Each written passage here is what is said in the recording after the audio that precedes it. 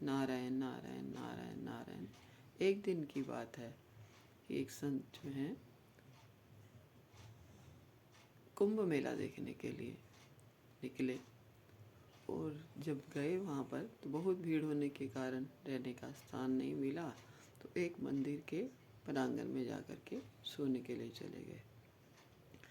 अंधेरा था, रात्रि का समय था, कोई व्यक्ति तो था नहीं वहाँ पर, परंतु कुछ बोलने की आवाज़ आ रही थी।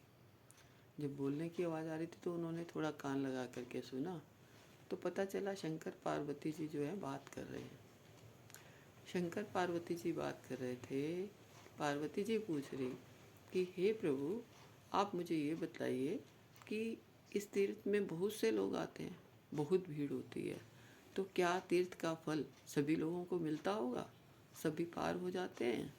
तो भगवान शंकर ने बोला, नहीं, सभी लोगों को इसका फल नहीं मिलता। सब लोग तो यहाँ पर तीर्थ करने के लिए आते तो हैं, परंतु किसी को फल नहीं मिलता। फल कुछ ही लोगों को मिलता है जिनमें श्रद्धा, विश्वास, आस्था होती है, और वो कहीं तीर्थ में आने से नहीं भी आता कोई तो उसको भी मिल जाता है। तो पार्वती जी ने पूछा कि ऐसा भी कोई व्यक्ति है जो तीर्थ में नहीं आया हो और उसको फल मिला? तो बोले हाँ, एक व्यक्ति है। तो बोले कौन?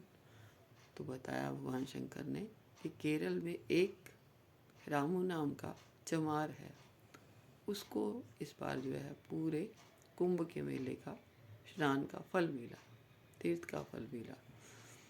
तो इतना बात कर ही रहे थे कि थोड़ी सी आहट हुई और भगवान शिव और पार्वती शांत हो गए।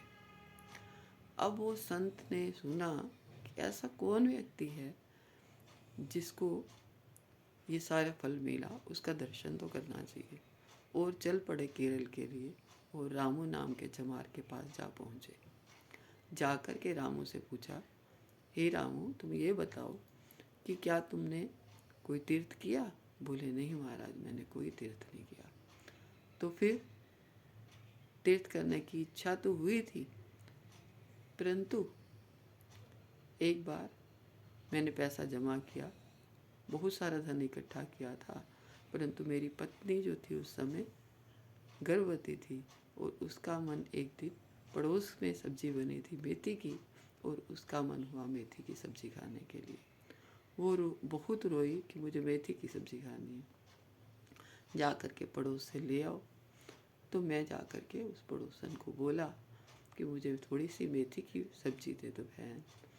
तो उसने कहा कि प्रभु, मैं सब्जी तो आपको दे सकती हूँ, परंतु ये सब्जी जो है खाने लायक नहीं है, ये अशुद्ध सब्जी है।